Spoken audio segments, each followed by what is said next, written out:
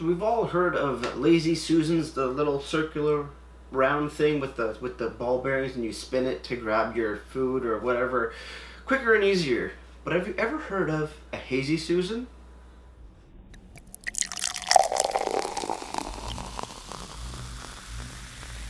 Beer, beer, beer, ba, beer, ba, beer, beer, beer. Hello everybody, welcome back to me, Mate Brewski, for the Brewski review. And today the beer I have for you guys is called Hazy Susan IPA by Hometown Brewing Co. And Hometown Brewing Co. is out of Langton, Ontario. So very, very nice. It looks a little different. They kind of changed up their logos a little bit. This one looks a little bit more fun, a little bit more fresh. Pretty cool. Pretty cool. Greens, blues, a little bit of a yellow sun in the background, some whites, mountain range. Looking pretty damn good. West Coast IPA as well. I haven't had a West Coast IPA in a little while, so pretty excited. 6% ABV. Unknown IBUs not here on the can. Website, we'll get to that in a minute. I think you know why. So there's no IBUs there. And on Untappd, no IBUs showing either. So without further ado, let's crack this bad boy open, or in this case, bad girl open. Because, well, it's called Hazy Susan. And let's see what we got going on. We're going to pour it into the Waterloo. I don't know why I get those confused. Waterloo giant pint glass. Let's see what we got. Hazy Susan. Is it going to be hazy as they described? So far with half the can in there, a little bit, but not really much. No, you can take a look for yourself. Not super hazy. Maybe it's in the bottom. When we do the final pour, we will see if it lives up to the hazy name. But looking at it, fairly nice color, yellow, slightly straw colored as well. Nice white head on top. Looking pretty indeed. Let's have a smell. Piney, lemongrassy, bit of grapefruit, bit of citrus, like a lemon lime citrus note as well. It smells pretty good so far. Give it a little twirl. Open up some of that, a little bit more florally.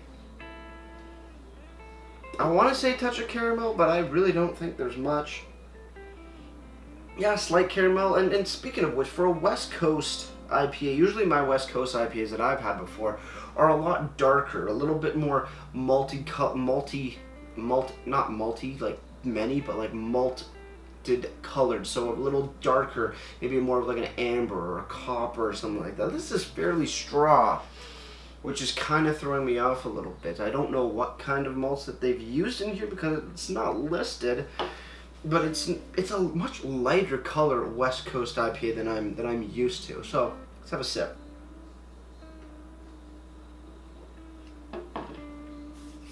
On the sip, yeah.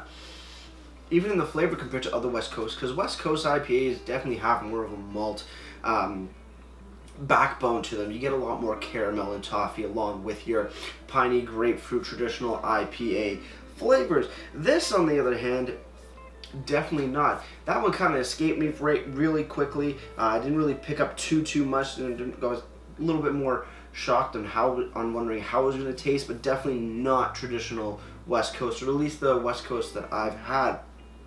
So I'm going to need another shot at that. Definitely lighter, not super caramelly, but also a little bit more zesty, a little bit more citrusy in that first sip. But I'm going to take another one and really figure out what's going on in this beer. So cheers everybody, let's keep on drinking.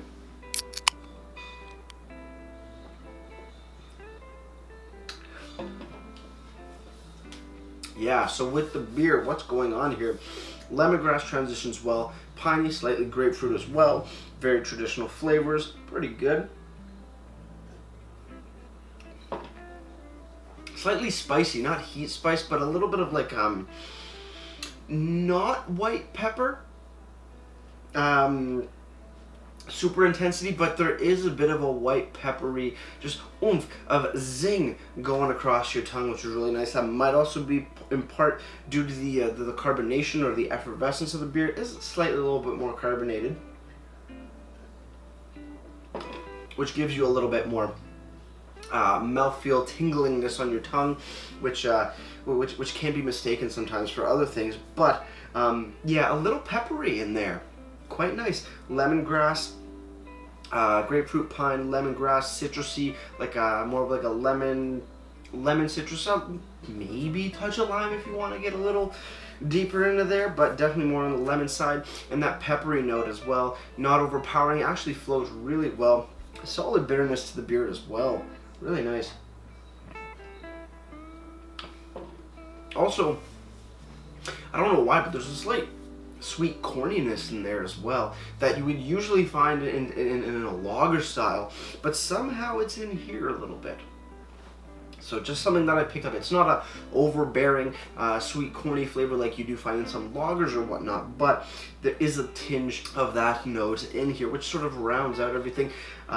Maybe bringing in that a bit more maltiness aspect. But compared to other West Coast, I think if we look maybe at Bone Shaker, I'm pretty sure that's a West Coast IPA if I'm not mistaken, but yeah, definitely not the color as most West Coasts, definitely not the flavor profile of most West Coasts, but still, really good treat. Personally, I'm not a big fan of West Coast IPAs, so I'm, wondering a little bit how this was going to turn out. Turns out, definitely a thing for me. Very good flavor. It's crisp, it's hoppy, it's citrusy, it's lemons, it's lemongrassy, so I guess grassy and citrusy at the same time. But a little bit of a sweetness of like a sweet corn sweetness in there that just sort of rounds everything out, makes sure everything flows beautifully and not too astringent on the tongue. This is a very, very delicious beer. Well, looking on the can, Hometown Brew Co. Hazy Susan IPA, West Coast IPA, 6% ABV, unknown IBUs. For a description, we have none. It says it's brewed by Hometown Brewing Co. Incorporated, Langton, Ontario. Pretty much it. On the bottom for a packaged on date or a canned on date, the 8th of November 2019 at 8:45 in the morning. Here you go, you can take a look at the can as well. Looking pretty good. But yeah, no real information on here. You do have the canned on date, which is definitely the biggest bit of information I like to see, so to make sure that my beer is at least fresh, or when it was actually canned on. So that's awesome to see as well, but really no information here. And like I said, we didn't touch on the website or look at the website for IBUs because, well, Hazy Susan is not on the website. So what do we do when it's not on the website? Well, we kind of just sit here in sadness and wonder why I can't find any more information about this beer, since it doesn't really have anything on it on the can. What are you gonna do, right? So, Hometown Brew, if you guys are watching me or anything like that, or watching another review about this beer, and they note that, hey, it's not on the website, please do everybody a favor and please throw it on your website. I don't think it would be that hard. Then again, I don't know 100%, but I can't imagine it is. With that said, moving over to Untapped, Hazy Susan IPA has been given a 3.69 bottle caps out of 5, and that's out of 211 ratings.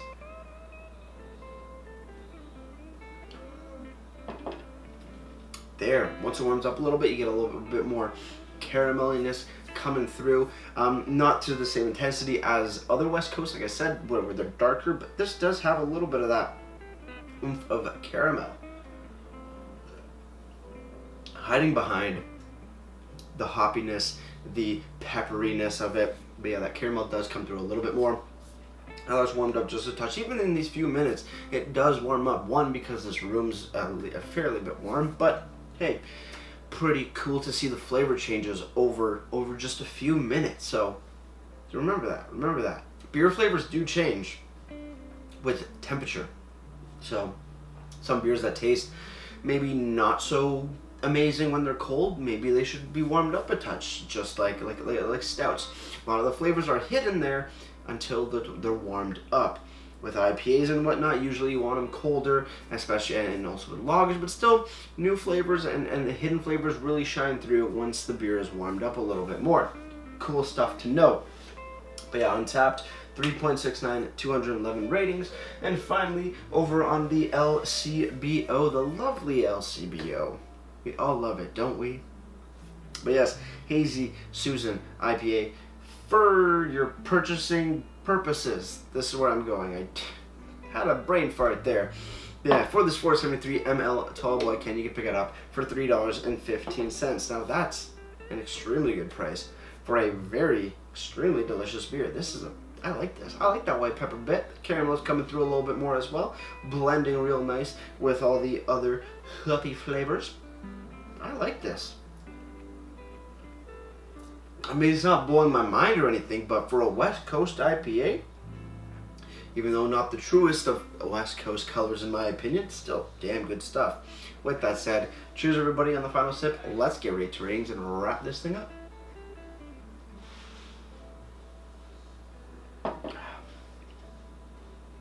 Hometown Brew Co. Hazy Susan IPA. West Coast IPA. Delicious, delicious flavor.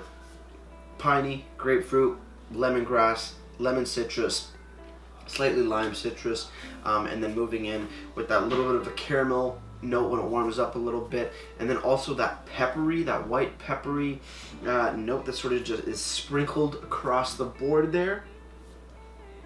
Pretty damn delicious. Once it warmed up, also that corniness sort of drew back and definitely seemed to change over into that carameliness, which is just fine by me. So it's pretty awesome.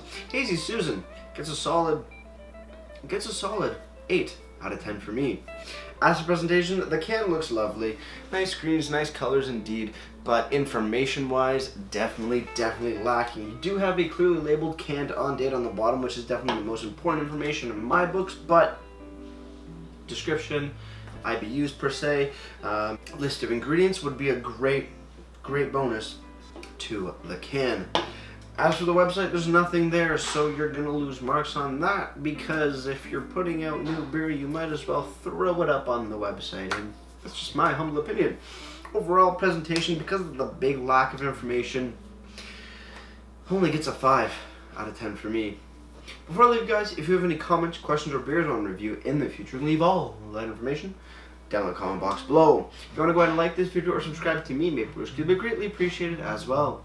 And with all that said, that's going to do it for me, Maple Brewski, like I always say. Crack beer and enjoy.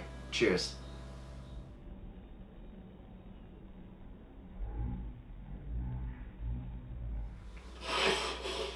It's really cool 'cause I can show my mom that she got a beer named after her. Cheers.